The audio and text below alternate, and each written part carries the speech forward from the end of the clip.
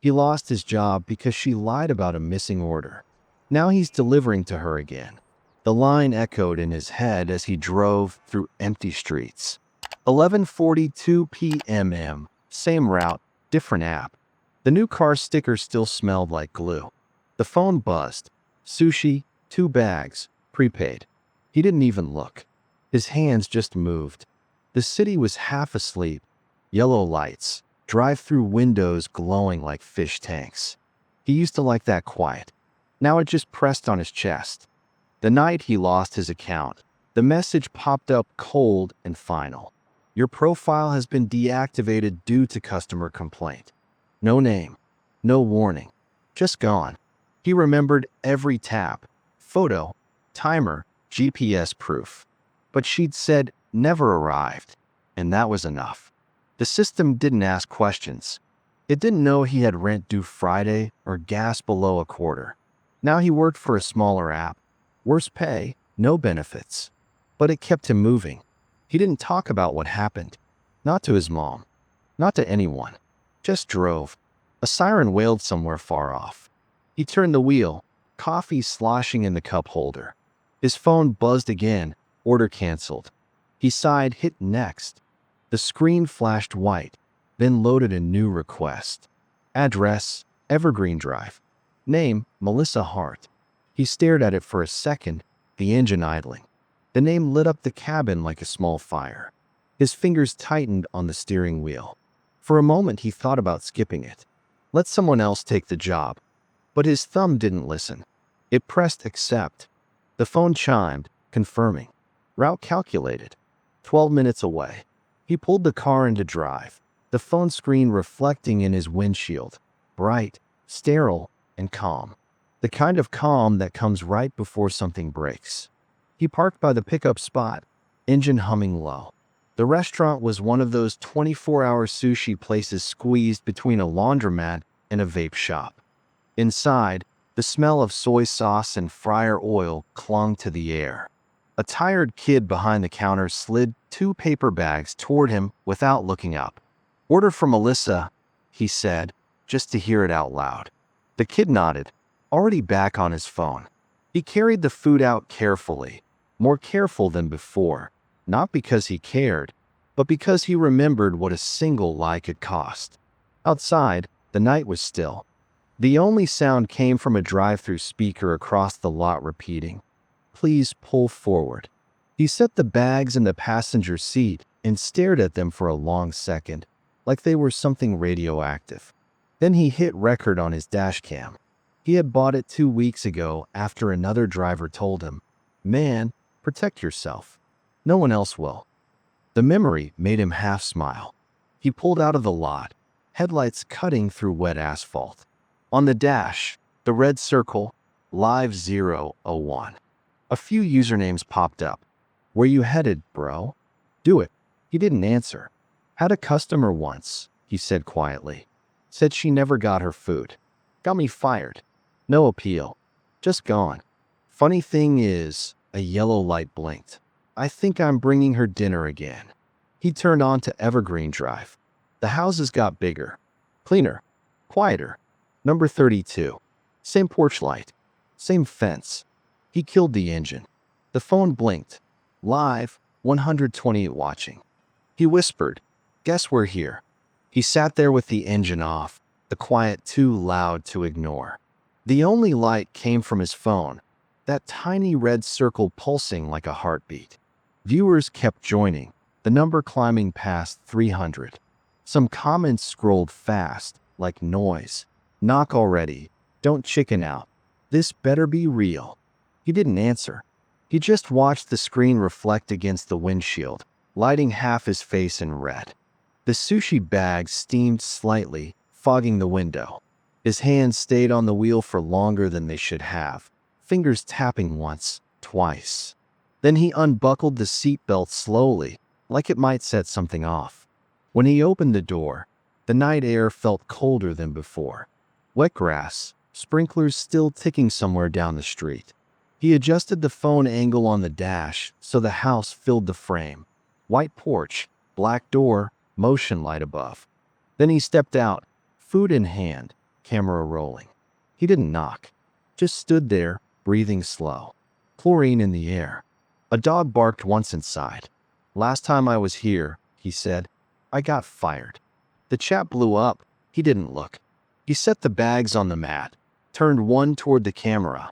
Melissa Hart. I've been doing this 6 years, he said evenly. Never lost a meal. Never stole one either. He stepped back, waited. The handle moved. Then again, the porch light hit him hard. She opened the door halfway. Same face, older now, same stare. For a second, silence. Then her eyes caught the phone. Her expression cracked. He said, almost polite, You remember me? Her mouth opened, but nothing came out. He didn't wait. He turned, walked back to the car, each step deliberate, steady.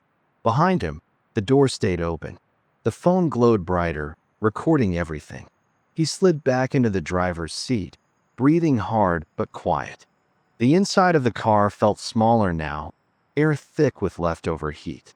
The red dot on the phone still blinked. Viewers were pouring in fast, 1,000, maybe more. Comments blurred together, flooding the screen. Did she say anything? Bro, that's her. Don't stop now. He didn't move. Just sat there, hands resting on his knees, staring at the house through the windshield. The porch light was still on. The door still open. She hadn't stepped out, but he could see a shadow moving inside, uncertain, pacing. A drop of sweat slid down his neck. He exhaled slowly and reached for the phone, bringing it closer so the camera caught the view over his shoulder. That's the house, he said quietly. That's where it happened. No anger in his voice, no thrill either. Just control, precise, deliberate. He zoomed in a little. The chat froze for a second, then erupted again. Someone typed, This is wild. Another, Justice, live. He set the phone back, straightened up, and looked once more at the bags still on the porch. She hadn't touched them. He smiled, not happy, just done. He said, Thanks for the lesson. Then he put the car in gear. The camera shook slightly as he reversed, headlights sweeping across her front yard. She stood in the doorway now, one hand covering her mouth. The live chat exploded. She knows. She remembers. Oh my God. As he drove away, her house shrank in the rearview mirror, just another lit square in a dark street. The phone kept streaming. He didn't end it. A notification sound cut through the silence. 1,245 watching. Another ping. 2,100. He said nothing, didn't even glance at the comments. The hum of the tires filled the quiet, steady, like breathing. At the stop sign, he looked at himself in the mirror. The red light from the phone painted his face again. Calm. Too calm. He whispered, That'll do. Then tapped the screen, not to end the stream, but to angle it toward the road ahead. The reflection of that red dot stayed in the windshield, blinking steady as he drove into the dark. The next morning, the light was different, soft, washed out, too early. He was parked behind a gas station, sipping lukewarm coffee from a paper cup. The car smelled like soy sauce and exhaustion. His phone sat face up on the dashboard, buzzing every few seconds. He finally looked. Notifications stacked like cards. Messages, clips, mentions. Someone had titled his stream, Justice, Finally Delivered. Another post had millions of views already. He scrolled through the comments. Half disbelief, half applause. He got her. About time someone fought back. Corporate systems need to see this. Then the others. He went too far.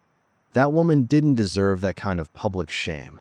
He read them all the same way he drove. Quiet, steady, no reaction. A new email pinged from the delivery company he used to work for. Your account has been reinstated. We apologize for the inconvenience. No explanation, no real apology, just a digital undo. He stared at it for a long second, thumb hovering over the screen. Then he deleted it. Outside, traffic woke up. Vans, commuters, the slow pulse of morning. He rolled down the window a little. The air smelled like gasoline and wet pavement. On his feed, a still frame from last night looped endlessly. Her face frozen in the doorway, his voice saying, "Thanks for the lesson." The caption read, "Real revenge doesn't need yelling." He turned the volume down until it was just silence again. The kind that wasn't empty anymore, just full of everything left unsaid. For a moment, he caught his own reflection in the phone screen. Tired eyes, unshaven jaw, a calm that didn't feel like peace. He flipped the phone over, screen down. The light from a nearby red traffic signal flashed across the windshield. Same color, same pulse as that little live icon from the night before. He took a slow sip of coffee. The light turned green. He started the engine, one hand on the wheel, eyes steady on the road ahead. He didn't look back. He didn't need to. The tires rolled over wet pavement. A soft hiss, a kind of exhale. He just kept driving.